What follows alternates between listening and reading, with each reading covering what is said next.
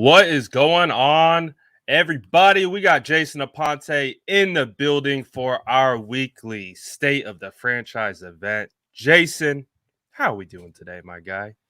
Great, as always, in 49ers land. Nothing no shortage of things to talk about.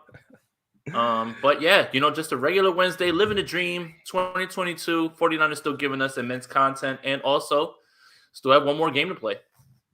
100%. And before we get into the meat of the content with the Texans game and how we're going to transition into the Rams game and what that all means, let's talk about some of the administration stuff really quick that came out not too long ago. It does sound like the 49ers potentially could get back Emmanuel Mosley, Mohamed Sanu, Tavon Wilson.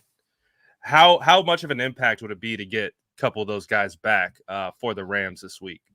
Emmanuel Mosley, the most would be the biggest thing. I mean, right now, the entire secondary, as opposed instead of the only person is Josh Norman is on the COVID list currently, and of course, they definitely have time to eventually come off.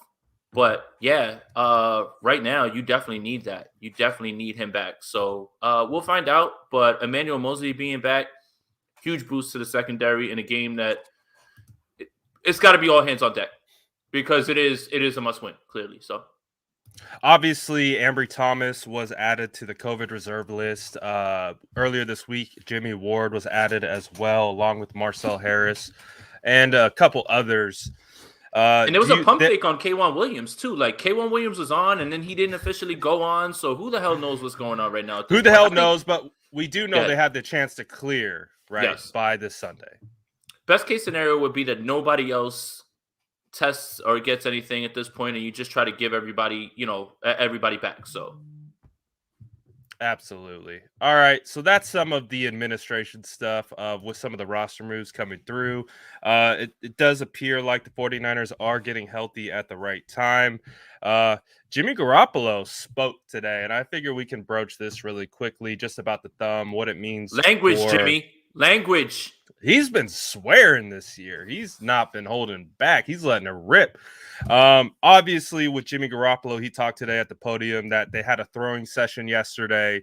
Felt good, but he woke up this morning and it felt sore. And then we got the swear words that followed about how it effing hurt and all that kind of stuff.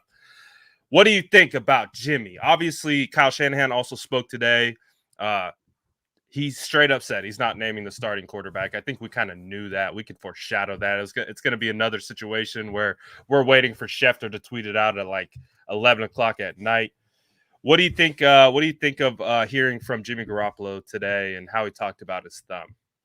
Sounds like he really wants to go, and that's the heart of his competitive nature, and that's great, and everything as well. But it's really just going to boil down to what does Kyle Shanahan feel more comfortable with, a 75-80%, appreciate that, bro, 75-80% Jimmy Garoppolo or something like that, or Trey Lance at 100. So it's basically all we're going to be talking about. But that Jimmy Garoppolo is going to try to give it a go this week, and I mean, for everything that we talk about, he's kind of a tough guy, man. And that he's gonna, that he wants to be out there. So yeah, I mean, this is all expected as well too. So it's just, as the 49ers world turns, it's just going to be day to day, press conference to press conference, report after report. And it looks like, and then Kyle Shanahan with big Nick Saban energy. I'm not going to answer that. I'm not going to name a starter. Get off my lawn. So angry, but here we are. This is where it's at. I just envision Shanahan will eventually evolve into Belichick at one point in about the next 20 years, where it's just on to Cincinnati, just no facial expressions, doesn't give two S's about anything. But okay, let's talk about the stuff that we really want to talk about. Normally we bury the lead. We'll talk about the quarterback at the end, but let's start right away with the topic of discussion that everyone wants to talk about. Trey Lance came out against the Texans, 16 for 23, 249 touchdowns, 249 yards. Touchdowns. Goodness gracious. Let's go Rookie of the Year, baby. The greatest game in football history. You're welcome. Let's go, Trey Lance, baby. 249 yards, 2 touchdowns, 1 interception. Tell me about the tale of two halves. Yeah, that's exactly what it is, and that's the best way to put it. As shaky as it was, and I'm talking about like not necessarily his performance in terms of how the offense moved. That was a little shaky. Was as solid and as poised as he looked in the second half, and this is why we implored you guys. Second start, there were going to be some moments like this. He got it out of the way quickly, and good thing it happened against the Texans because it allowed him in the second half to get comfortable. Felt like Kyle Shanahan was looking for his groove as well early on, what he felt comfortable to call, what he felt comfortable that Trey could execute.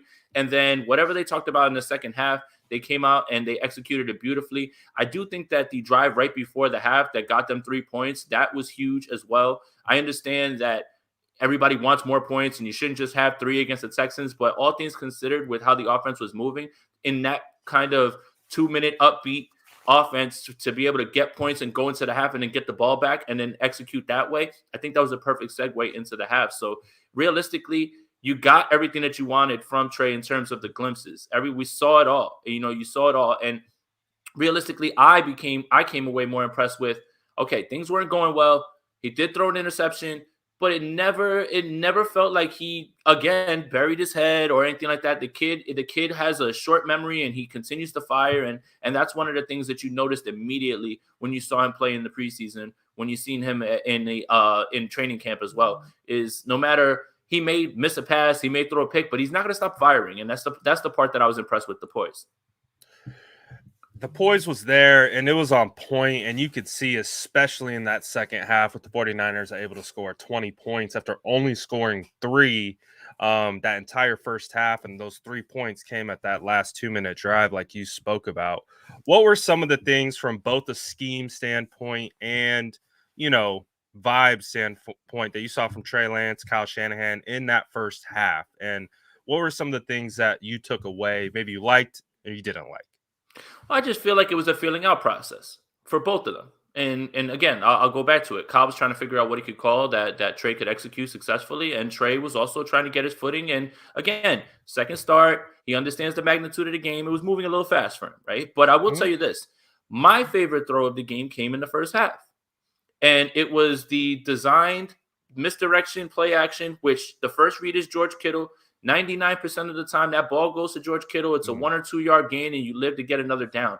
What Trey did was saw it was there, saw it was covered, had a guy pumped, turned his hips, and then fired it to Sherfield at the sticks. That's the throw that jumped me out of my seat, where I was like, there it is right there, right? That is something that 99% of the time, which is not a problem, right? This is not me knocking Jimmy Garoppolo. It's not a problem. The throw to Kittle is the design read there. It is. Right. But he still saw that, said no, turned, and he still was able to throw it at the sticks with accuracy to Trent Sherfield. With a dude in his face right as he turned his head around from after having his back to the line of scrimmage. It's pretty impressive.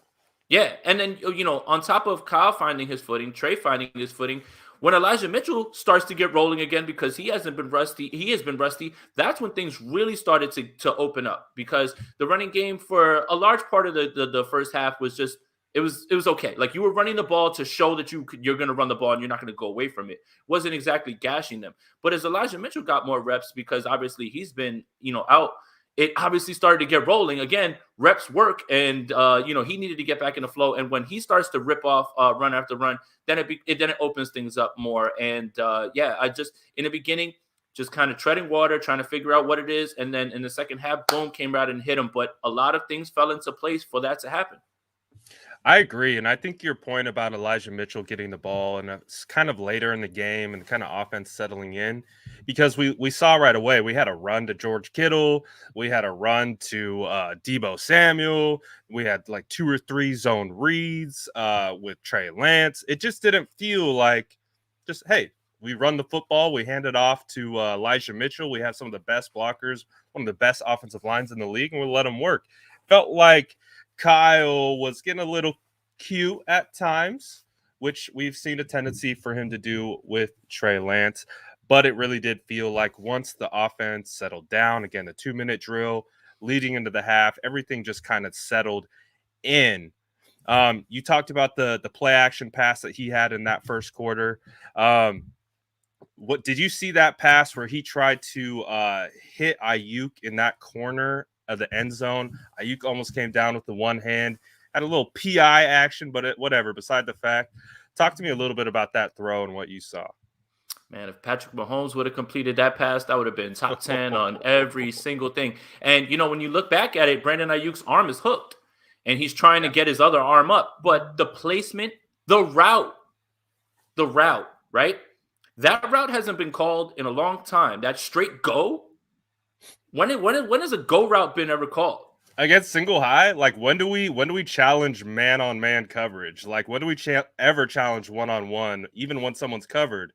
That's part of the beauty of challenging man-on-man is you can throw back shoulder, you can throw over the top, you can just, it's 50-50 for a reason. You can give your wide receiver a chance to go. So talk a little bit about what you saw from that aspect. Beautifully placed throw. Again, challenging the corner, perfect shot. Obviously, it was incomplete, and they'll go in the book as an incomplete pass, but that's one of those throws that you just don't see. You haven't seen in a long time as a 49er fan. You just have not.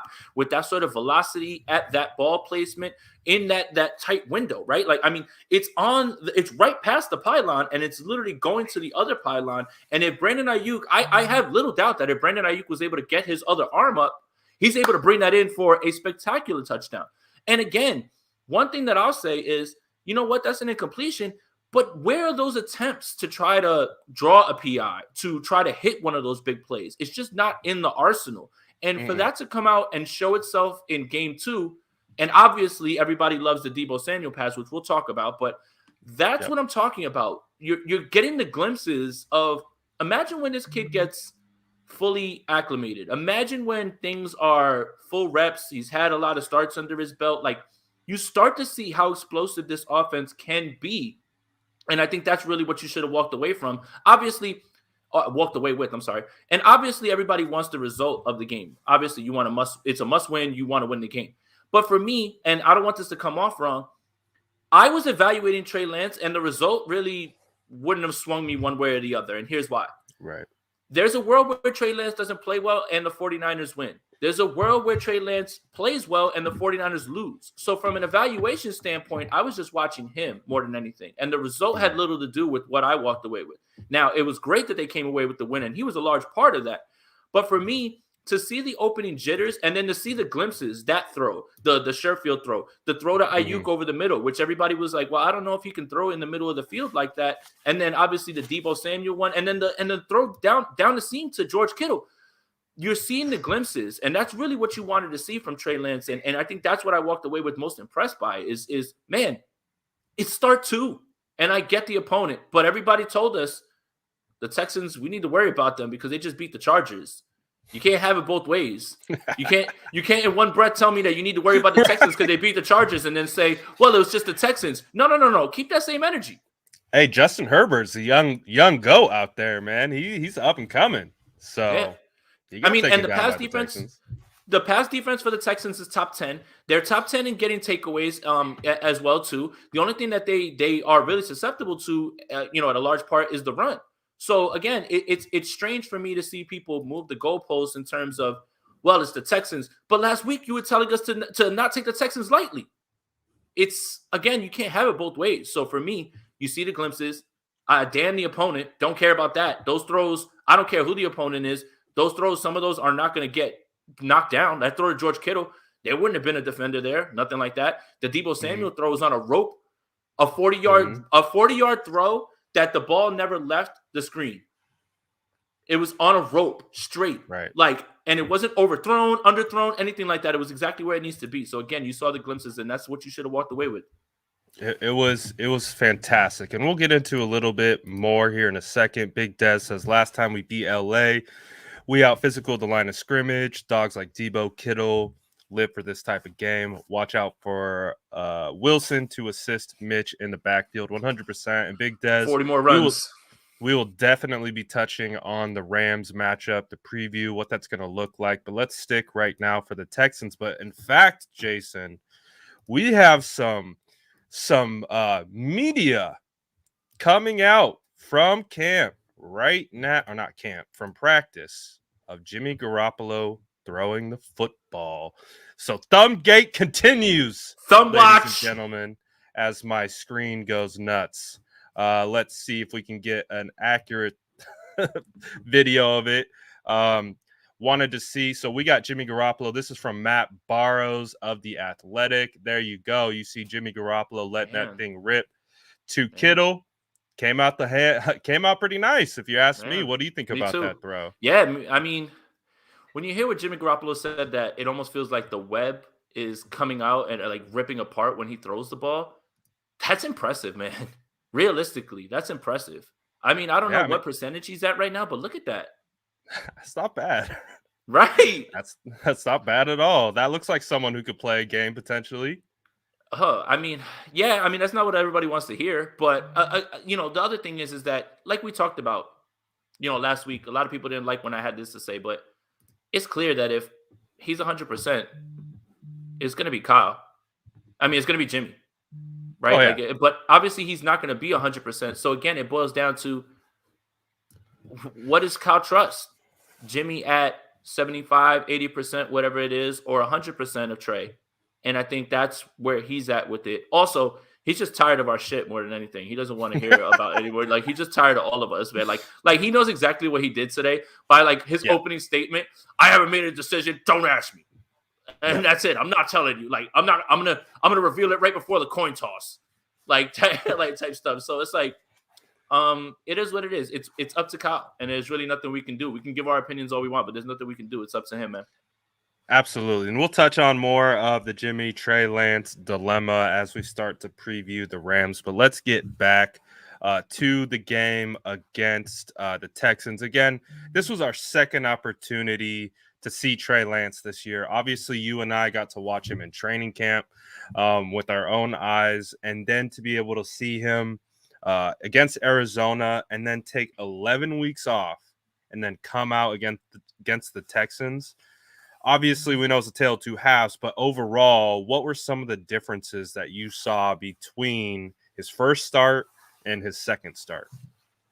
The playbook opened up a little bit more. The Jimmy gimmies were there, and the accuracy, right? And then the run plays. The run plays this time, they were not as designed. Like, they weren't the QB powers every time. But what I was impressed with was the moving of the pocket. Moving away from pressure, feeling the pressure and moving, and then getting a throw off from there. Everything was an improvement. Obviously, that finger was bothering him more than anybody knew from the Arizona game. And the accuracy came back in this game. It looked good. Throws on the run, off platform, switching your hips, down the field. Everything looked better. And if he's throwing the ball that way, then the running is just an added bonus. And it's not something that people may have assumed would be the crux of his production. That just means that now, if he needs to pick it up with his legs, he can. But if he's showing growth as a passer, then stay in that pocket, youngster. Don't take hits, anything like that. If you can make the plays and you can make the throws, do it like that. I understand everybody wants to do a threat thing, but the legs should be a last-ditch effort when everything's covered and you have to get the first down with your legs. Shouldn't be a first run thing. So for me, I was impressed. Hey, here's the pressure. I sense it. Moving to the right. Boom. We're gonna get the pass out. We're gonna hit. Oh, guy in my face. Pump him. Get it in the air. Turn it and turn it loose and hit Sherfield. All of those things were impressive. And when you think about it, how far he's come from that first start, it almost looked like a different quarterback. It really did. And it makes you wonder, if Trey Lance was 100% in that Arizona game, what are we looking at? So, dude, it makes me wonder. Obviously, the question that we'll ask for the end of time, and it's something that we're not going to dive into, but what does Trey Lance look like if he starts week 1 and has an entire year to develop? What does he look like at that point? But that's a what if. That's a what if. That's a what if multiverse series. We'll keep that for the end of the year review episode. We'll touch on it then.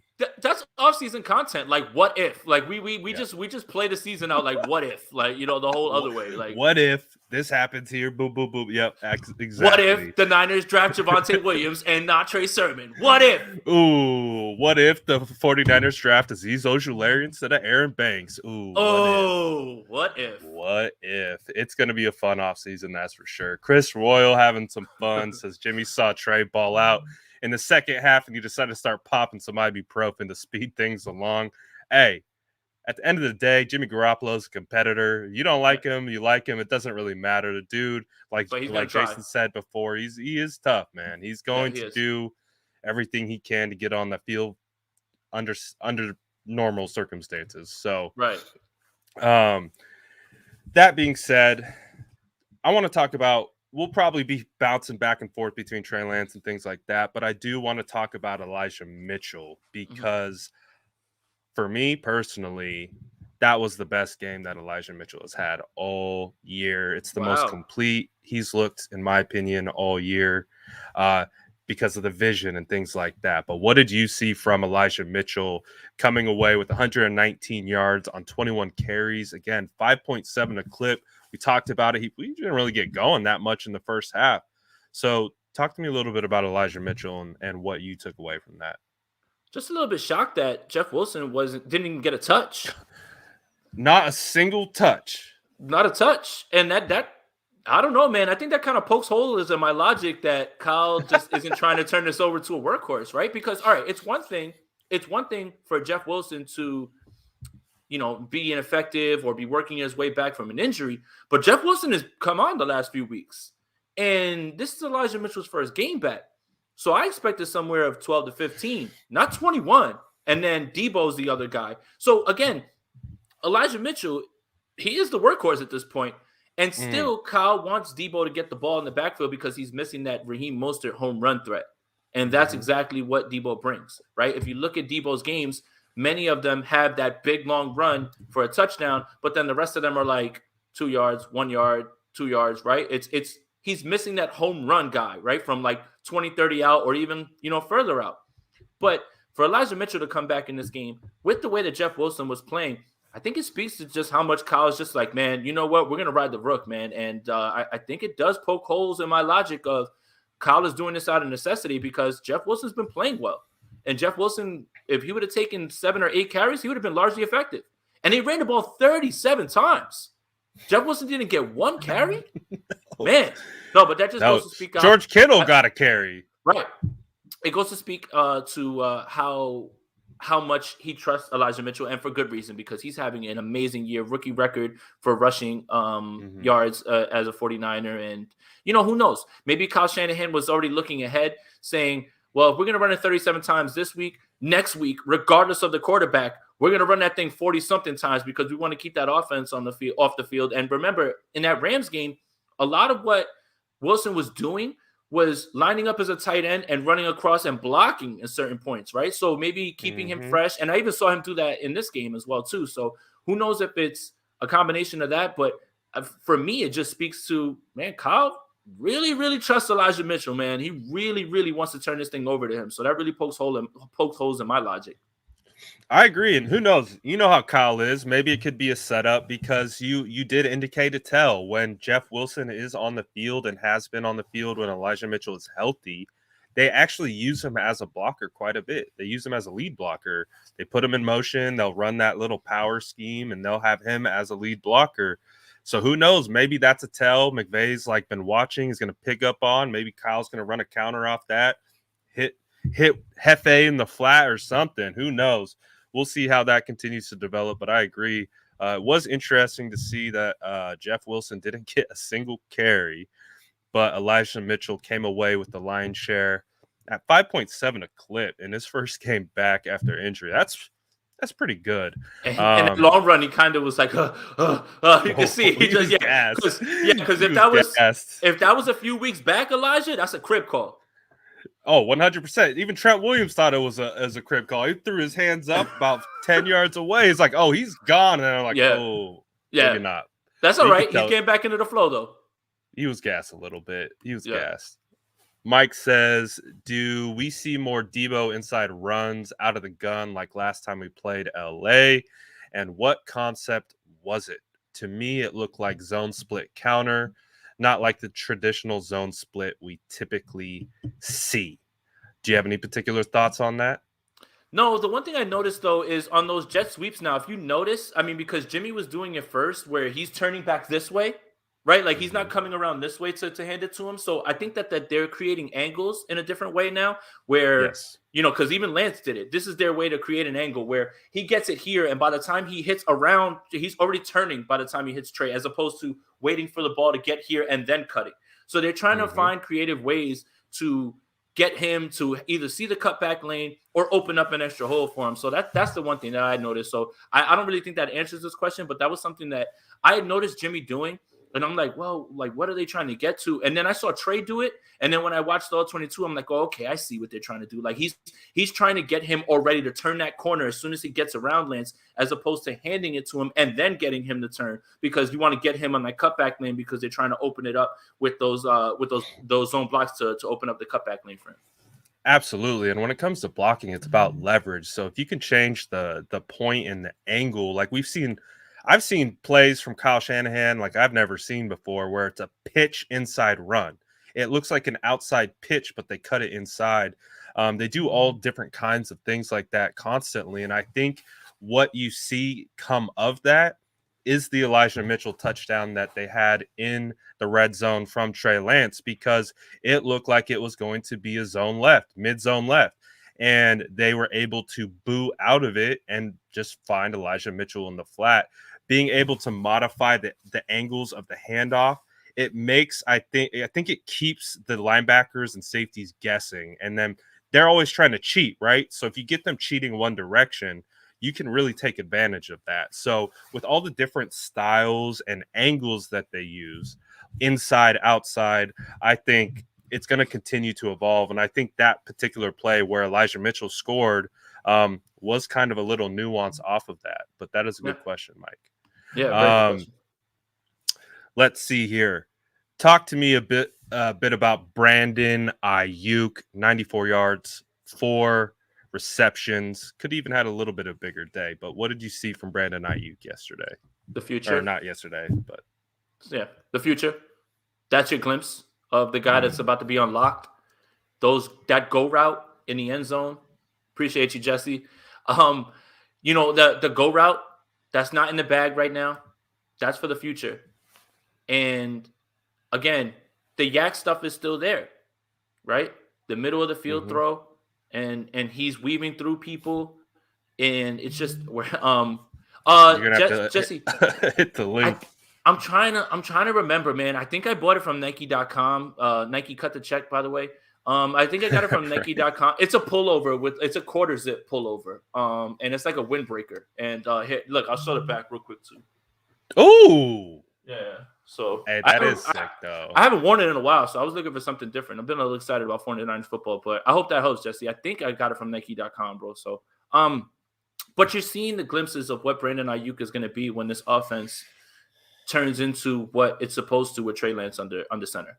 Like I said, that go route, that's not there. The throw over the middle of the field, if Trey Lance is developing that, and if you look at that throw chart that Next Gen Stats has put up, you look at that throw chart and you compare it to where it is, you see the stark difference between the two quarterbacks and the way that they're going to play and the way that things are going to go. And if Trey finds a way to master those quick timing over the middle throws, it's game over, because all those other throws will certainly be in the arsenal. So it's really good to see Brandon Aiyuk get involved. And him and Lance worked out all offseason, right? And there's rapport there. You're seeing it develop. Not to say that Lance and Jimmy, don't have rapport. I'm just saying it's clear that when Lance was working out, it was Brandon Aiyuk that went with him. And they worked on a lot of things. And we didn't really get to see it week one because whatever was going on with Brandon Aiyuk and his situation, he did have that one-handed amazing catch for extra yards. But I think this Texans game is going to give you a glimpse of what to expect next year. And, I know this isn't a fantasy football show, but I would be trying to send offers everywhere for Brandon Aiyuk right now and try to gobble up all those stonks, man, because he's going to be a wide receiver 1 next year with Deebo Samuel. Would you agree that Trey Lance's arm talent I kept calling it stones. Like I saw the kid making throws that like you have to have a level of confidence in your arm to just let that go in the first place. that kind of feels like it fits Brandon Aiyuk's skill set as a downfield threat. He can do it across the middle. He can do it near the line of scrimmage, short to intermediate, deep. Do you feel like, and you just said it, he's going to be potentially wide receiver 1 next year, but do you think those two fit each other perfectly, even more so than what Debo is? I mean, Debo's, again, he's a Swiss Army knife, but in regards to kind of prototypical wide receiver 1, do you think there's a natural fit there? I think there is, and here's the nuances of route running and the different styles that are the part that I think gets lost on certain people, right? It's like, well, why can't Jimmy Garoppolo get the ball to Brandon Aiyuk? Well, Brandon Aiyuk probably runs routes a little bit different, right? Jimmy Garoppolo is a very much timing guy, right? You got to be very precise. And Brandon Aiyuk's a great route runner, but he seems to freestyle a little bit at the top of his routes, and he moves a little bit differently. With Debo, it's a slant, and he's precisely where he needs to be, and that's precision. There's different ways to win as a receiver, and that's the beauty part. This is why I love wide receivers and why I will never stop scouting them, watching them. My favorite players are wide receivers because guys win in different ways. Debo Samuel wins because he is a tactician in terms of getting to the spot before you. And when he gets the ball in his hands, then good luck. Brandon Aiyuk kind of does a little bit more freestyling in terms of, okay, the route is a post, but I'm going to give you this little shimmy at the top. And you also have to be able to have the arm talent to, okay, it's not the timing that I want, but I have the arm strength to zip it in there, right to you, because my arm has that in there, right? So I think that when people say, well, why aren't Jimmy and him on the same page? It's just that they may not stack together in terms of their skill sets. And that's the part that maybe you saw a little bit this past week in terms of why Lance and Aiyuk could be so formidable in terms of skill sets lining up. Absolutely. And we got a little bit of some news that just dropped. Diamador Lenore added to the reserve COVID list. So beware. I mean, this is why every day that it happens is like, come on, man, like another day, right? So like it's Wednesday. No, here's the thing. Seriously, it's Wednesday, and you have until Sunday. Like you have all the way up until like Sunday to get cleared, right? But what if somebody tests on Friday? Right? That's the problem, right? Like it's like, and a bunch of people test on Friday. Right. So we just got to knock on wood and just keep going, I guess. Absolutely. So it is something to monitor. Obviously, there's a bit of obviously Ambry Thomas was added earlier today. Now it's Diamador Lenore. We already have a laundry list of guys on there, but to Jason's point, it is going to be something that's going to become a little bit more concerning if it's happening later on in the week, because they only have so many days to clear based on the new protocol rules. I believe it's 5 days to clear, correct? Yes, 5 days. And for a little bit of clarity, they don't have to test out for 5 days, right? The NFL is pretty much doing the whole see no evil, hear no evil, right? If you're not coughing or anything, then you're not sick, you're good to go. Get out there. They need to make their money. So basically, if you can play and you're not too the NFL's affected, like, you're not stopping this train. You're not stopping this train, bro. If you're not coughing, you don't have a fever. They straight up said, we're just going to change the rules because this isn't working and we're going to have to cancel games, and that's not what we want. So rub some dirt on it and get out there, kid. You don't have a you don't have a cough. You don't have a fever. You don't have a sore throat. Get out there. Hey, it's football. They're used to it, man. Play through injury, play through sickness. It's the flu game, whatever it is. Hey, but hopefully everything is figured out. Everyone's okay. And obviously it clears up. And again, to the point that Jason made, no late ads is what we're looking for. We're still kind of okay up until this point. But hopefully things will progress in the right direction. The secondary room is getting ravaged, though, right? And it's just there's like one or two. There's one more name that it cannot happen, and it cannot. I'm not even gonna say it. I'm not speaking. Don't into say existence. It can't happen. It can't happen. Can't happen this game. No, it can't. It absolutely cannot. Especially with Cooper Kupp having the year that he's having. We need as many reinforcements on the back end as possible. But we'll absolutely get into. Oh, damn it, Jason. Maybe we call Greg Maben back from the 2017 Green Bay game, too. I was going to wear my Brian Allen jersey today, but then I was sure that nobody was going to get the joke. You got roasted for that one. Uh, Let's see. Um, so overall, though, I guess with Kyle Shanahan and it comes to Trey Lance, how do you see the offense moving forward in the future? Let's say potentially it is Trey Lance starting against the Rams. Obviously, it looks to be up in the air, but would you see more of an offense that resembles the second half unit or the first half unit? Probably the second half unit because they're probably going to run the ball 35, 40 times again, right? And that's how Right. they beat them the last time. And if you're worried about what Trey Lance can execute, then you already have the sauce on how to beat Raheem Morris in that defense. Like, Mm-hmm. Brad, I saw you talking earlier about 49er fans are overly confident and everything about owning the Rams. And I wouldn't necessarily say that they own them. It's more about they have the formula on how to beat them and how to bully them. And if they can impose their will running the ball and that defense can stay off the field and you start to put the Rams in a spot where they can't get into those heavy sets, they can't run the ball, they can't give you the element of surprise, and you know they're going to throw, it plays right into the 49ers' hands in terms of secondary and what everything. And the other thing is, D'Amico Ryans every single game is striding forward, every single game, every game. Oh, And right now, with the way that this pass rush is going, right now, Arden Key, Jordan Willis, Omenihu, all these guys now contributing. Eric Armstead had his best game in terms of run defense as well, too. DJ Jones is a baller right now. The pass rush is lining up in the right direction. So it all depends on what the 49ers can do on offense. If they can execute this offense at the level that they did, where it's run, run, run, and if you need a third down, you get that clutch third down. But if they come out of the gate with one of those 10-minute, 11-minute drives, then it starts to look like, okay, now you're in a great spot and you're not even asking your rookie to do too much. When you know that in certain spots he can do a little bit more, regardless if this is going to be his third start, because you saw the little bit more. But if the 49ers execute their offense similarly to what they did in that Rams game, which caught us all off guard, a lot of us were like, man, well, we're about to get whipped on TV after, losing to Colt McCoy and everything. But I think that it all plays off of that. And the 49ers have the formula on how to beat them. And all they have to do is stick to that formula. If they can execute it, then they put themselves in a very good spot. I don't care if this game was played on Mars and it's going to be played at Levi South. They're going to be in a good spot to win. So, absolutely. Talk to me a little. Let's switch gears a little bit to the defensive side. You brought him up, D'Amico Ryans.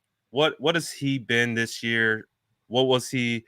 His impact to the Texans games. Obviously, they're 4-12. They don't have a ton of star power on the offensive side. Brandon Cooks severely underrated, guys like that. But what has D'Amico Ryans meant to this team this year? can we give him a nickname? Can we start it now here? Sure, The Chameleon. Oh, Week to week, the Chameleon. week to week, skill position, team to team.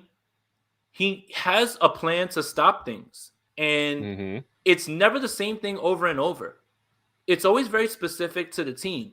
It's very specific to where they can hurt you and how to cover up where you're weak.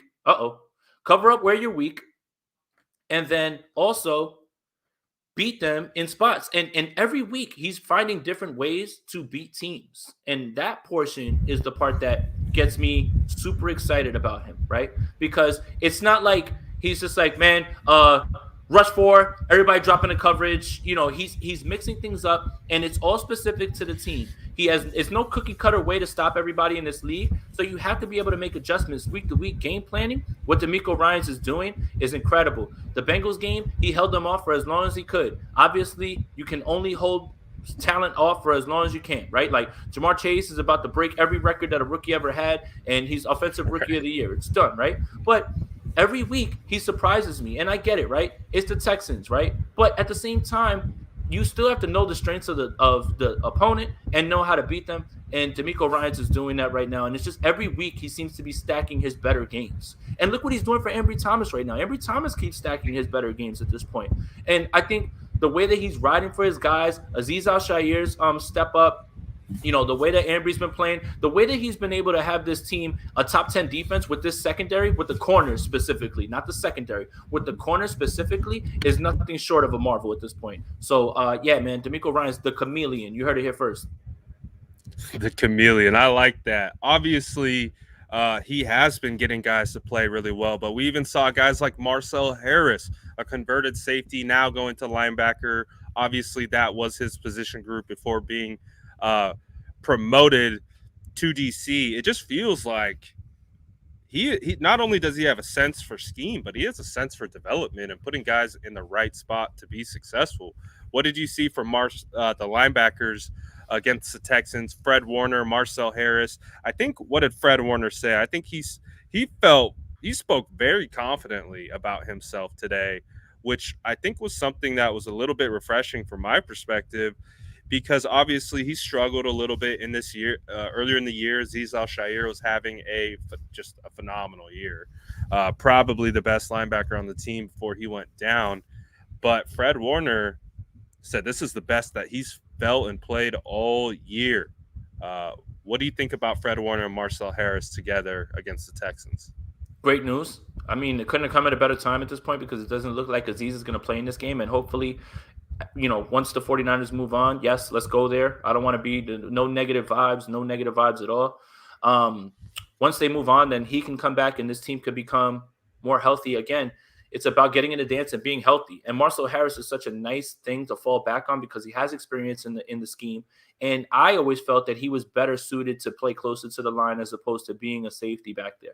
Some of the things that he struggled with were the angles that he took on tackles at times, in my opinion. Mm-hmm. Right now, him being able to be there, he doesn't have time to really come down from far, and he can just play fast. And that interception was really good, and you could see the safety ball skills right there from that. That's mm-hmm. what's there. So it's a very nice thing to fall back on. And again, there's positionless football on one side of the ball, and there's also positionless football on the other side of the ball, because in a pinch, Marcel Harris could play safety. In a pinch, he can play linebacker. It's a beautiful thing to have. But if Fred Warner feels better and he's playing better and he's starting to play like that guy that we wanted him to be, especially in this game, the 49ers could use one of those all-pro Fred games this week. Absolutely. So it's good to hear him say that. And I thought he had a great game as well, too. Stacked on top of the Atlanta game. I thought that was one of his better games as well, too. Obviously the Tennessee game went the way that it did. But if he feels like he's ascending, it's at the perfect time. And we could definitely use one of those big all-pro Fred games this week. Absolutely, because isn't Cam Akers slated to return? Obviously, he had tons of high hopes for the running back. I believe he ruptured his Achilles in the offseason, and he's already back. And he's the $1 million man, bro.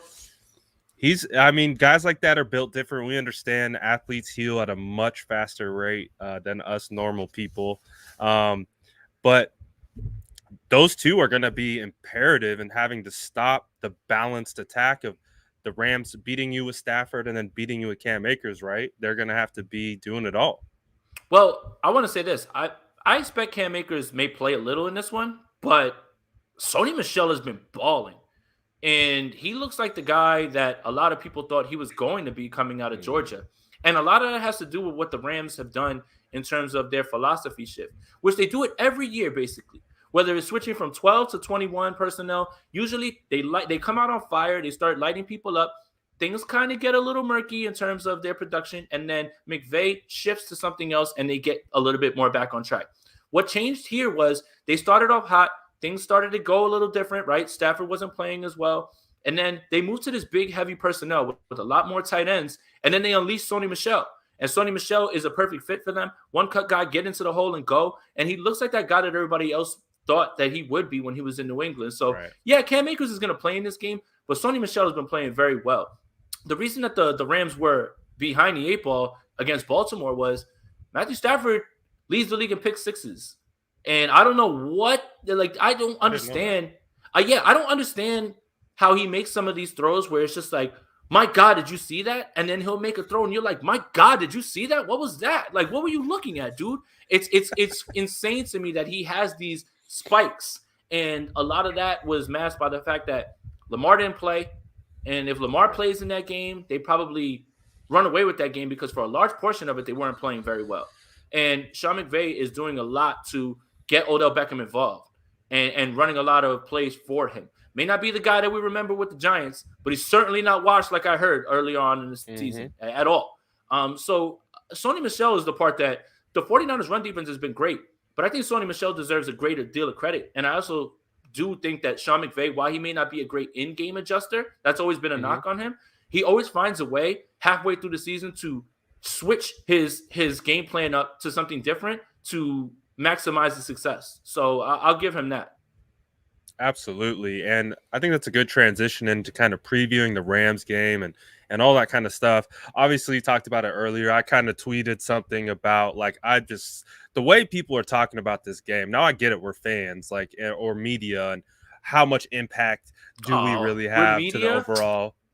to the overall you know, outcome of a game or anything like that. But there's this weird sense that I'm a weird vibe guy. I put a lot of weight into vibe, and I just get this sense, and as also a guy who makes lots of memes and has been cold taked for memes, it feels like we're setting ourselves up to get cold taked again.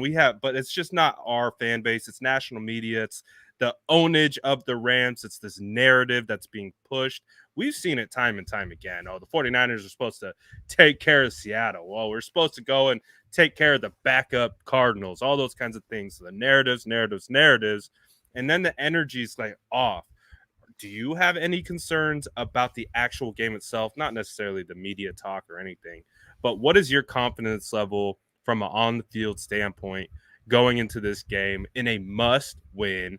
Gotta have it in and get in, win and get in, or potentially lose and bounce out. What are you feeling about all that?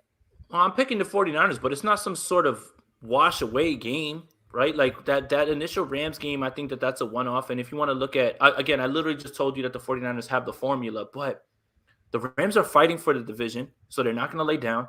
And the Rams are tired of hearing this, that they can't beat the 49ers. They can't beat the 49ers. And you know how hard it is to just keep sweeping teams? You know how hard that is? It's not that it's impossible. It's just not likely. We've seen instances where regimes come and go, players come and go. You just can't beat them. For example, sorry, guys, San Francisco 49ers couldn't beat the Seattle Seahawks for a long time, right? But at the same time, right now, this game, the 49ers have everything that they need to win. But it's not some walk away, oh, the 49ers are going to wash the Rams. I don't think anybody feels like that. I think a lot of the confidence that 49ers fans have is that the 49ers have a game plan that can dominate the Rams. And the Rams, let's also keep it a buck, and not just with the 49ers. They shy away from getting out physical. Like when you start to punch them in the mouth, they don't bounce back. And that's what the 49ers do. And that's what the 49ers are every week going to do to you.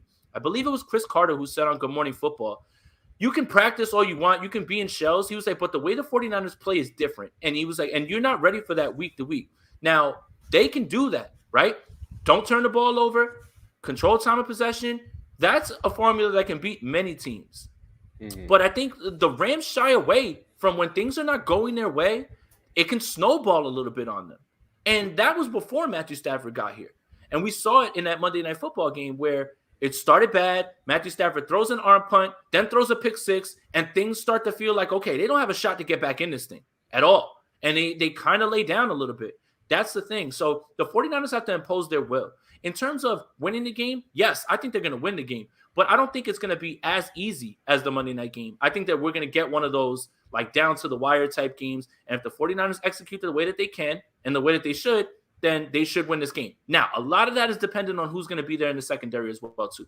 Not trying to hedge my bet or anything like that, but don't tell me that you're going to feel fine with Josh Norman and who's the other guy? Because everybody else is on there. Like literally, it'll be a practice. Oh, Denard, Denise, what is his name? Darquez Denard. Yeah, I'm sorry. Him and a bunch of guys that, God forbid Jimmy Ward misses this game.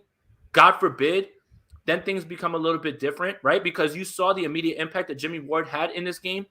And Jimmy Ward's the one who set all this off in the offseason. He was like, Matthew Stafford went over there. He was like, we don't care. I don't care. Same old Rams. He wasn't lying. Same old Stafford. Right, but that's when Jimmy's in the building. So again, the 49ers, if they're at full health and they get everybody back and everybody's allowed to play, then you feel better about it. But a lot of that hinges on that. And they still have the formula to get it done. So again, fans can do whatever they want, Brad. They can say whatever they want. The problem is if you gas yourself up for a win and they lose, then you set yourself up for disappointment, and you need to be ready for that. That's it. That's it. Oh, There's yeah. nothing there. I mean, no 49er fan is going into this game saying, they're going to lose, man. I don't think they're going to win, right? Everybody has that faith that their team's going to pull it out. But Mhm. there are people who have faith that the 49ers are going to pull it out. And if they lose, they won't say, man, we blew it, or, I'm disappointed. It's one of the outcomes. It's just one of them, but if you're sitting there convincing yourself, we're going to thrash the Rams and it's a done deal and we own them, you might be setting yourself up for disappointment. So, set your expectations accordingly, but also set your reactions accordingly. And I think that that's really what I'm talking about when it comes to this. Absolutely. That makes a lot of sense. What have you seen from? I think it started. It started with the Titans, and then we saw the Texans copy it. I imagine we're going to see something similar from the Rams, especially if the 49ers are hurting in the secondary. The good old max protect on Nick Bosa and the rest of that defensive line, because what we have seen is the defensive line has been really rounding into shape. Arden Key came away with the sack against the Texans. Jordan Willis came away with the sack against the Texans. Eric Armstead made some pretty solid plays up the middle. And what we saw from the Tennessee Titans is they said, you know what? We're just going to max protect. We're going to keep 6, 7 in to block 4, block 5. And we're just going to wait for our guys to get open, and we're going to beat you on the back end. Is that something that you're nervous about? Is that something like you feel like the Titans maybe kind of showed a little bit of a weakness that D'Amico Ryans could potentially have to get pretty darn creative to kind of overcome? Because if you imagine giving Stafford all the time in the world to throw, even if he only has 2 options to throw it to, if he has 5 seconds to throw, he could potentially find anyone get open. I think that strategy would only work in specific situations. Like if the 49ers are running away with the game, like that Tennessee game, if the 49ers are up 21-0 and they wanted to run that max protect stuff or whatever, they wouldn't have been able to get it done. But there was still the threat of the ground game a little bit, right? Like you still, because the game was so close, the Titans could at least threaten you by saying, we're going to run the ball at least one or 2 times here, right?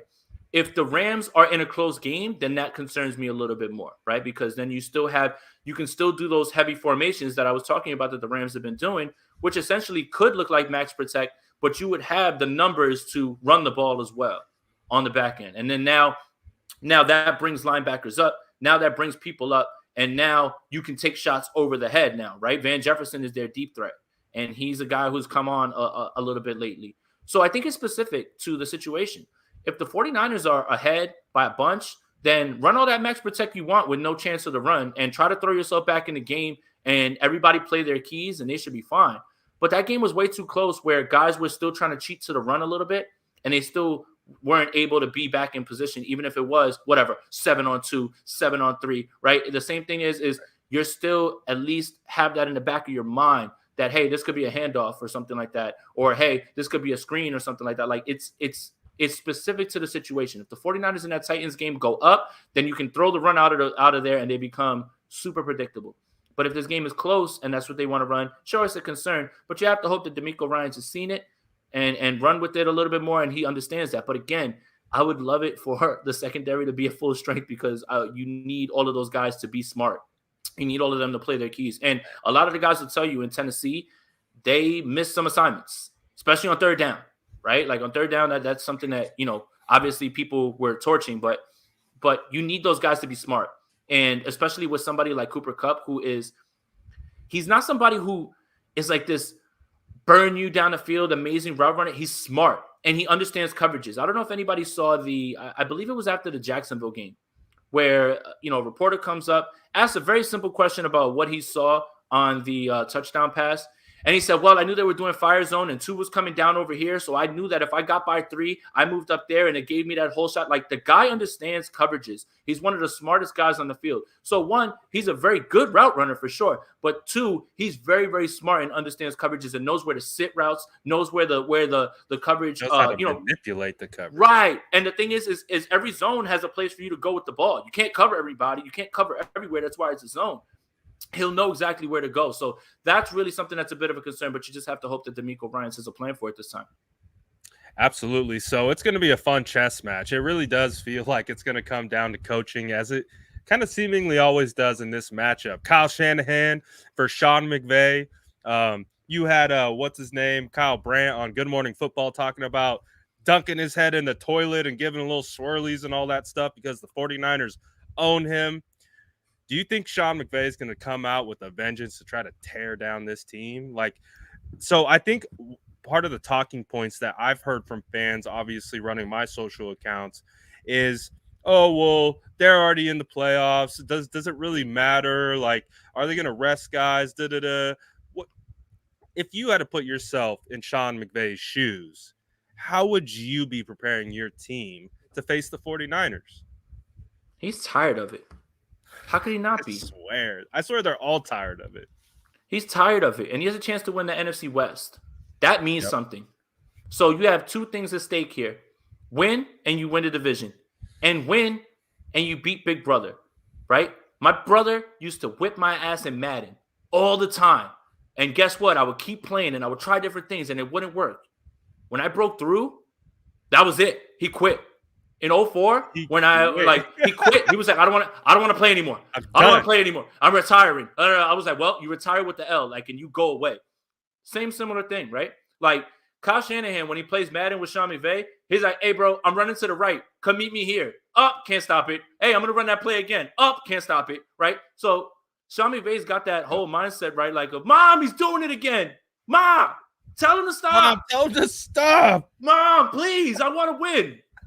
No, but seriously, division at stake, Rams-Niners thing, he's sick of hearing it. The Rams are sick of hearing it. So, yeah, they're definitely going to come out and they're going to give their best shot, man. And especially when you talk about, throw away the whole Rams-Niners thing and who owns who. The division's on the line. And they've got to execute to win it. This is exactly what I was thinking of. Ma, meatloaf! Ma! Meatloaf! You want some? I bet you did. Hey, Ma! No. I live here with my mom. Oh my goodness. So obviously huge stakes at hand. Here, it is a playoff game. The players have said this out their own mouths. This is a playoff game. I think we can all agree it's a playoff game. I think we can all kind of wrap our heads around the fact that the Rams are treating this like a playoff game. So nothing is going to be taken lightly. We talked about maybe coming back to this conversation a little bit earlier, but if you were a betting man, Jason, who's starting quarterback this week? Man, I'm putting you on the spot, my guy. I wish you didn't show me that throw that Jimmy Garoppolo had right there, because this would be so much I know, easier, we would have felt a lot better. I mean, Jimmy Garoppolo cursing, talking about it feels like the web on his thumb is breaking off, and then you show me those throws that look like regular Jimmy Garoppolo throws. Yeah. All right, screw it. Betting man, because I never win bets or anything like that lately. Like, I can't hit a parlay to save my life. Trey Lance, man. Trey Lance. Ooh, I like it. I think that you're gonna watch Jimmy Garoppolo throw the ball, and it's really just gonna come down to what Kyle feels more comfortable with. And if he feels more comfortable with Jimmy at 75, 80%, that's gonna be a decision that's gonna be dissected and talked about and debated all offseason if this game doesn't go the way that we think it will. So I'm going to say Trey Lance, just because you want to have the guy that can throw the ball, can really move the ball with the realistically. But it's just knowing Kyle and the way that Kyle's been talking the last 2 weeks, he's been trying to do everything he can to get Jimmy Garoppolo on the field. Like, he's not playing mind games with the Texans. That wasn't mind games. They were going to run the ball as many times as they did both ways. And Trey Lance offers a little bit more down the field, clearly. So, there's no advantage to that. So here, it boils down to, well, I've beaten this Rams team every time, basically, with Jimmy Garoppolo and Nick Mullins. Yeah. Can I get it done and still execute this offense that way? So, but I'll bet Trey Lance, and I'm going to get cold take for it. So, Cash the God agrees. He says Trey offs, Trey action. I mean, since it's a 50-50 odd, one of us will win. I guess I'll Until take it's Sudfeld. I can't wait for Oh, Saturday. Nate Sudfeld starting. I'll just be like, well, the Schefter bomb. We instantly hop on live. Oh my gosh, breaking I would news. I would Sudfeld. get on live. I would get on live and just open a wine bottle and just down it like for the whole time. Like, and that would be the end of the live. I would just put it down and just be like and sign off and just get. I would not say a word. That's it. You just open up the wine bottle and dip out. That's it. So, I mean, it does kind of look like it is trending towards a Jimmy Garoppolo start if he's healthy, if he can rip it, if he can grip it and throw that thing, in which we saw today again. But he talked about just throwing yesterday, being sore today. We'll figure it out. This could all be gamesmanship, making them, see one way, show the other, but it does kind of feel like it's trending towards Jimmy. But They're I don't think trying. that's necessarily a terrible thing because, like you said, Jimmy Garoppolo has beat the Rams on many occasions, including this year. It's not going to be unfamiliar territory for him. Who knows? Maybe he's got a little bit of extra motivation too Shoot after that thing up, seeing man. Shoot the thumb up, man. after seeing the reception that Trey Lance got. And because let's keep it a buck. These dudes are alphas, so they're going to compete. They might be boys, they might be good, and they might be whatever. But at the end of the day, Jimmy wants a job. So who knows? And also, Brad, if you and I, right, were linemen, and I was the skinniest lineman who ever played, right? Like it's You pick would be bullets, the skinniest. the skinniest lineman that ever played, right? Yeah, I want to play, but if you take the job from me, I'm gonna root for you, right? Like that's how it is. The other thing is too. The one thing I want to point out is it's Wednesday. Jimmy's limited today. If Jimmy's limited tomorrow and Trey's taking all of the first team reps, what game plan have you installed? Right? Like that's the thing. It's like it's not going to be the same game plan entirely because there's more design runs for Lance. There's deeper shots that you can take with Lance and different things. And then if you get to Friday and Jimmy's limited and Trey's taking all the first team reps, for me that feels like you've installed an entire game plan for Trey Lance. And I don't think you can just say, well, here's the game plan either way for both of you guys. You're going to have as many runs, but your passes are going to look drastically different. You're going to know what you can call and what you can't call. You can't call that go route with Jimmy Garoppolo. You can't call that deep over, which was like the second or third option on that throw. Like that's the thing that kind of it doesn't worry me because obviously Kyle knows better than me, but I'm confused about it a little bit. Is Jimmy Garoppolo the type of guy who can't take first team reps and be in on the game planning and just be limited and go? Because that could be Aaron Rodgers. That could be Patrick Mahomes, right? Those guys don't need to practice. They don't need to practice. Give them the game plan and let them go. But is Jimmy Garoppolo like that? I don't know. Could be, but we're going to find out. And it's going to be a very interesting situation. Obviously, a limited participant today does have him trending in the right direction. Obviously, if he was limited on Friday, we would say, oh, now there's a chance that he could play. And that would be with no practice on a Wednesday, on a Thursday. The trends that we've seen, as long as you can at least get one limited practice a week, it has you trending in the right direction. So we're going to see how it stacks. We're going to see what kind of participation Jimmy Garoppolo will have tomorrow. But I think one of the things that was interesting to watch was they were in line of starter. So it was Jimmy who started that drill, then it was Trey, and then it was Sudfeld. So kind of has you kind of believing could be Jimmy Garoppolo. But we are going to find out. Mauricio with the fire banger super chat. We appreciate you, my guy. He says, hi, guys, big fan. Why didn't Diamador Lenore progress through the season enough to play any snaps? Is it because they only want him at the slot? You want to attack this one first? Yeah, I think it probably is that more than anything. And that's probably the most simple answer in terms of that. And a lot of people kind of talked themselves into, Lenoir's an outside corner because week 1 they didn't throw the ball at him, and that Lions wide receiver group wasn't exactly formidable. Like Amon-Ra St. Brown wasn't the guy that he is now, which is a stud and a baller because he played amazing down the stretch. He's draft crush right there. So good. He almost won me a championship until Najee Harris ran that last touchdown, and that was hard. You lost on that? I lost on that. I lost a dynasty championship on that. Yeah, heartbreaking. I sent the message. I sent the message to the group. I won my back-to-back title, and then the sleeper notification comes in, 53-yard touchdown, and the guy was like, oops, and I was just like, wow. I just sat there like, wow, bro, really? I walked away from the TV because I thought they were going to kneel it. There was a minute left. They didn't have to do nothing. Whatever. But I'm so sorry. It's all right. It happens. It happens. That hurts, dude. It happens. It happens. But realistically, a lot of people kind of tricked themselves into thinking that Lenoir was going to be an outside guy. And, the second week, you kind of saw the cracks. That long pass down the sideline to Jalen Reagor in the Eagles game.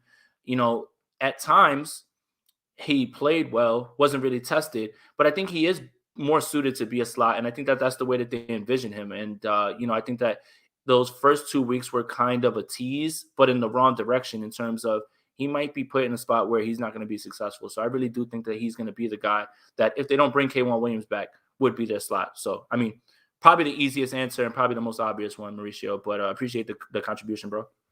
Yeah, I think you could see, like, even though he showed promising traits in training camp, in preseason, and earlier on the year, you could still, he's just kind of, over his skis a little bit. And I think breaking news. Yep. Breaking news. You go first. Okay. So Sean McVay came out and said that Cam Akers will be a go against the 49ers for his season debut. Per Sean McVay, he was out there full speed, flying around, and it was amazing to see on Cam Akers, running back for the Los Angeles Rams. Jason, react. Thanks a lot, Cam Akers. No, look, I look realistically. That's impressive. That is some like $1 million man shit right there, man. And I'm happy that he's Achilles a baller. Ruptures are freaking brutal. 6 months and he's back. Look, man, you different. But why this week? Why? Goodness gracious, man, it's good. Why not next week? Yeah. Maybe you play another team next week. Goodness. Like, we respect you, but come on. Come on. Not this week. Nah, happy for you, but why? Happy for you, but deep down, I'm crying. Yeah, man. Oh, my goodness. So what do you think? Based on just that little quote from Sean McVay, he's flying around at full speed. He looks amazing. And with the emergence of Sony Michel since being traded from the Patriots to the Rams, obviously it's crystal clear. It takes time to acclimate once you get traded mid-year. It's not always going to be plug and play. We got spoiled with the emergence of Emmanuel Sanders when we got him right away. It's not always like that. Does that make you a little bit nervous to hear that and understanding now that they got two pretty formidable backs? Obviously, Darnell Henderson's on IR, so he won't be a factor, but those two guys are pretty good. Yeah, you probably expect about 8 carries from Cam Akers, but, this run defense has been incredible week after week. I mean, they slowed down Joe Mixon. They slowed down a lot of some pretty good backs, man. So just got to hope the run defense is there. And again, if you're playing ahead and you're playing the game that you believe that you can play from ahead with a lead, then that run game kind of fades away. And don't discount the fact that McVay is going to start to feel that pressure if the 49ers get out to a quick lead, right? Like, okay, I got to make something happen. And what I mean by that is I'll point to the last Rams game, fake field goal. What? Like, you're desperate now. Like, now you're in like the trick bag, like we got to win this game, like type thing. So don't discount that either. So look, not good because Cam Akers is a good player, very good player. But the problem is he in shape? Is he in game shape? And how much will he be used? I don't want to see him play in this game, but I'm happy for him because obviously, football players over everything. And I'm happy that he's been able to get back. And what he's doing is nothing short of a medical miracle. Like, they are going to literally use this as a way to, when other guys rupture their Achilles, say, well, look, Cam Akers came back, and they're going to use whatever happened to him. Like, if he goes out there and balls, then there's going to be a precedent for guys who have ruptured their Achilles and say, look at this guy. If he doesn't, then they're going to say, well, maybe take it a little bit slower. So right now, Cam Akers is at the forefront of sports medicine, and he will be looked at as he's going to be looked at as the data point, right? Like for a lot of people who they're going to their put him under Achilles. a microscope and be like, what did you do? What did you eat? What was your training? What was your rehab? How did you do that? Right. But if the 49ers run defense has been the way that it's been lately, then it shouldn't be as big of an issue, but it's still not something to just brush off.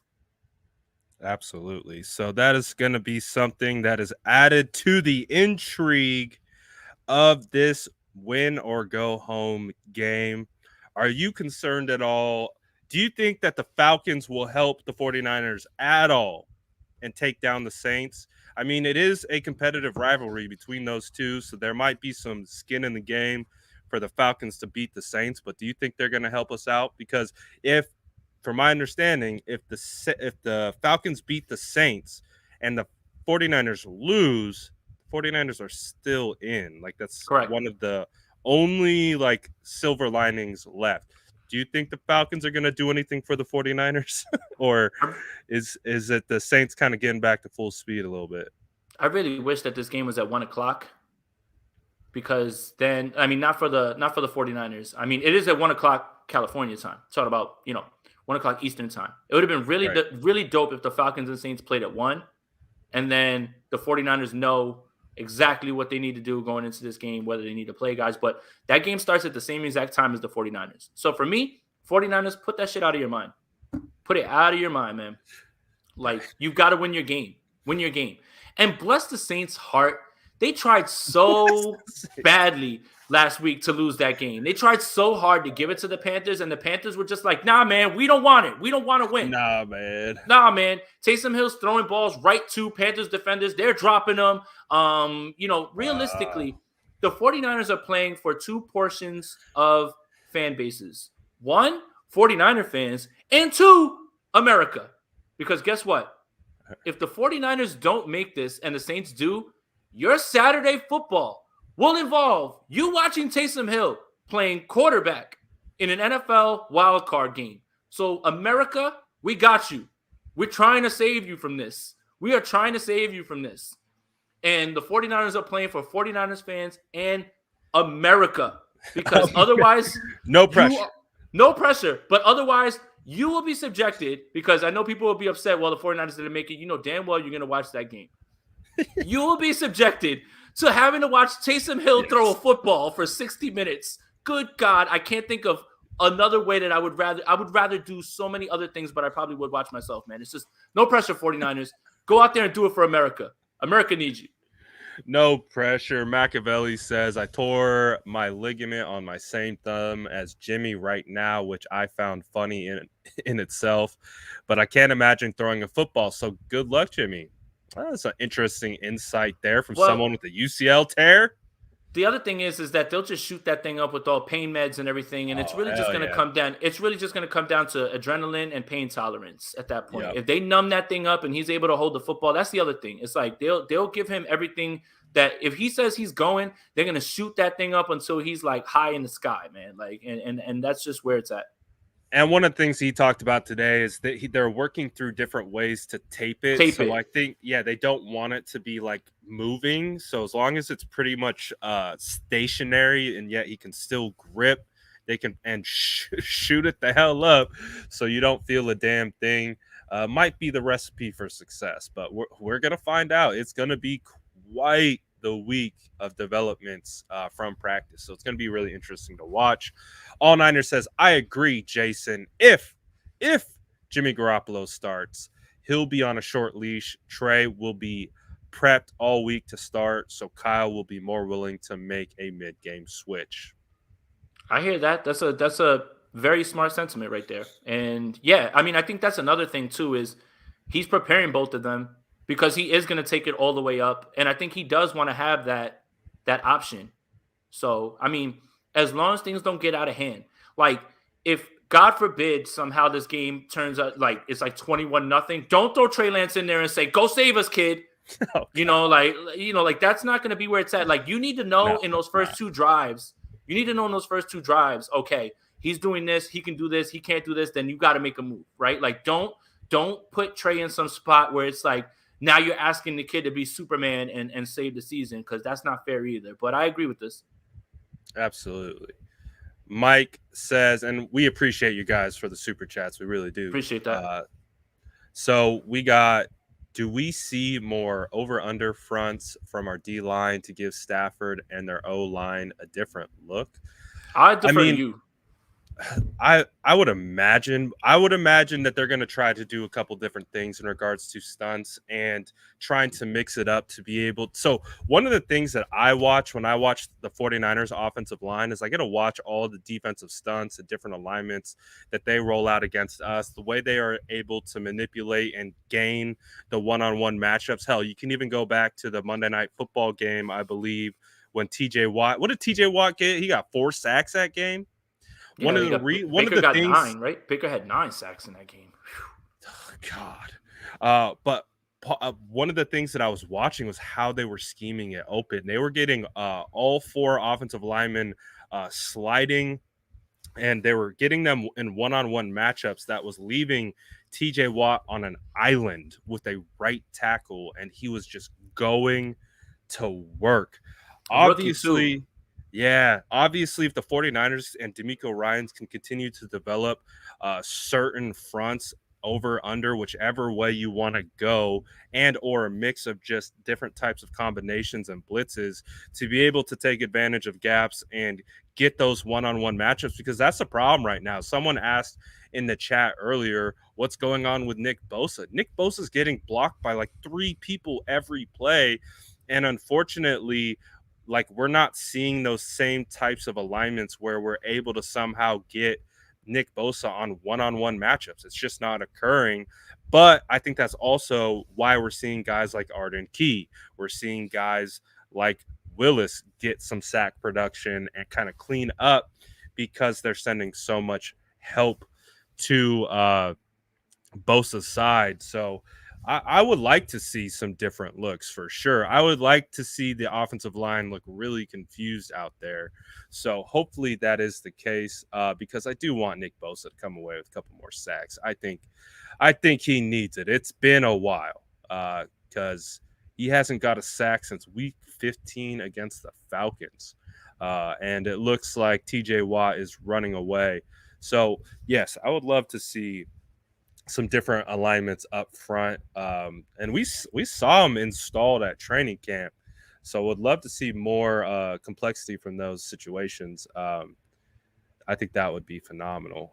Chris Royal says Falcons are winning.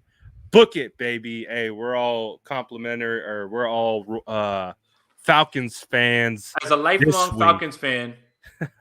That's a lifelong Falcons rise fan. Up. That's the slogan, right? Rise, I guess. up.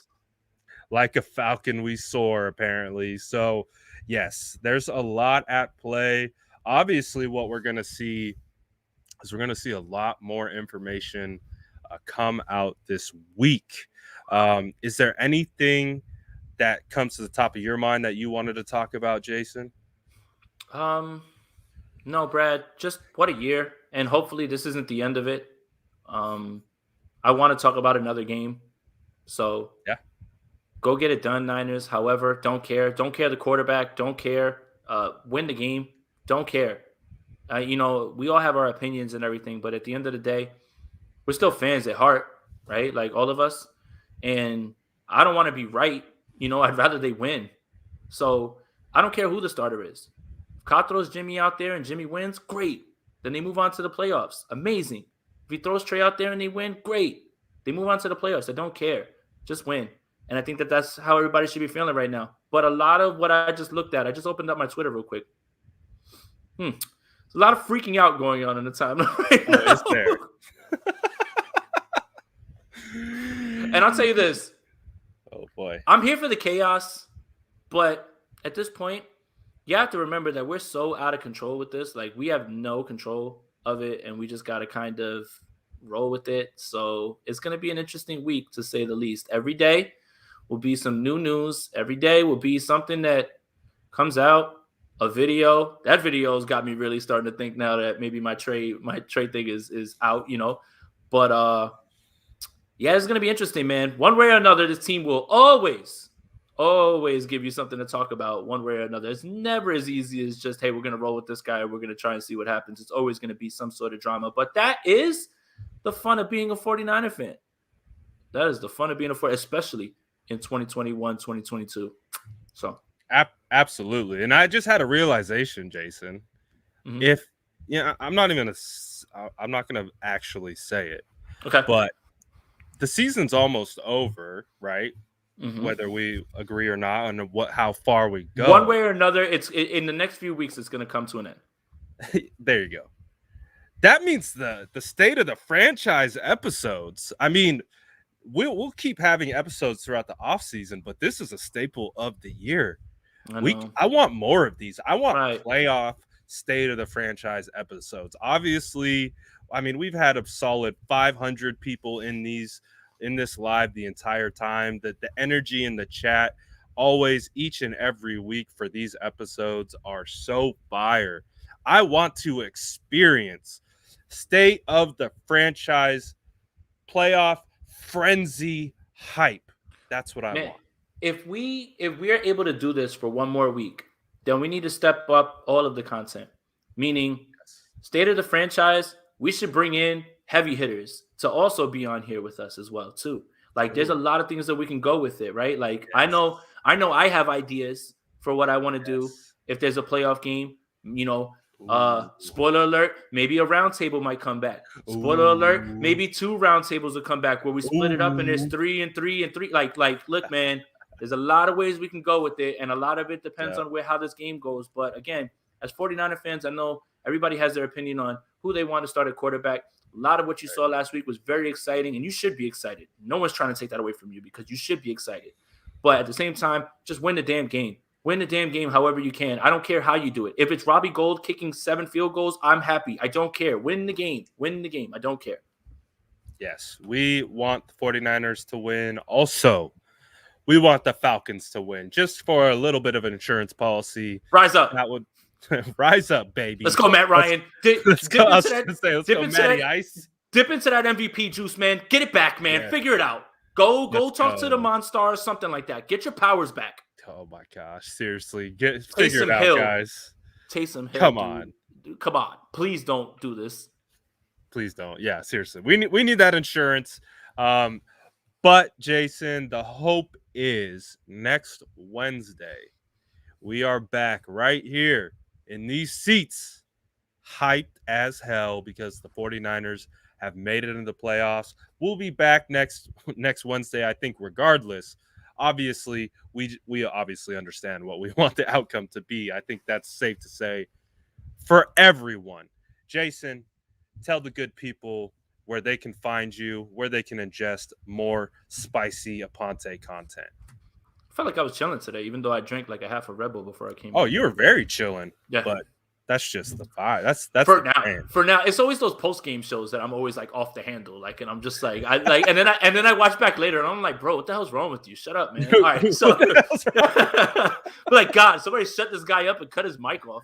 All right, right there, you see my Twitter, at Jason Aponte 2103, Jason Aponte on YouTube. Tomorrow, I will be on Grant Cohn's show. Can't wait. I can't imagine what that guy has waiting for me tomorrow, and what he's gonna try to throw at me. Friday, we'll do Sprint Right Option.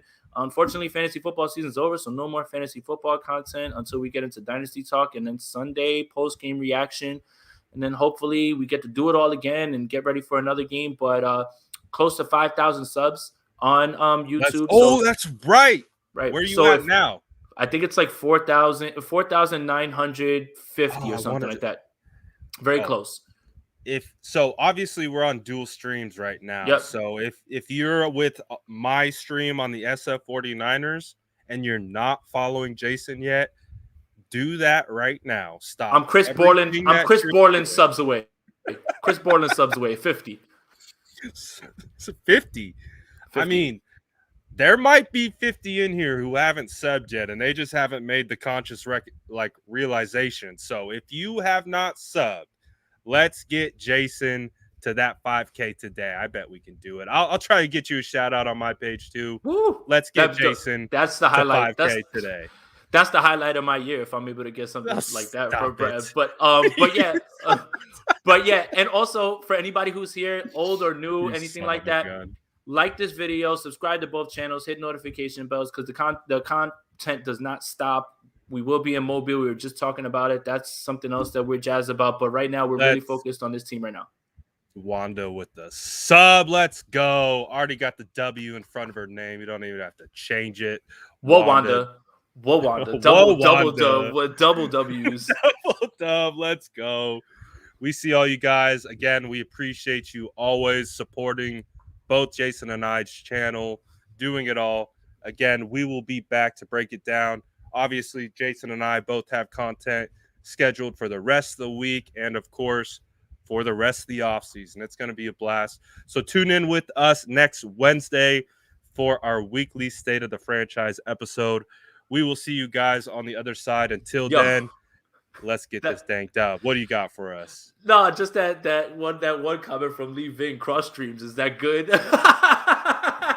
Which one? Yeah, the one from don't put it up. Yeah, but it's just Okay. funny, man. When they said that's so good, man. That is so good. But yeah, hey, and then Jimmy gives his stream a thumbs up. I'm tired of y'all, man. We gotta go.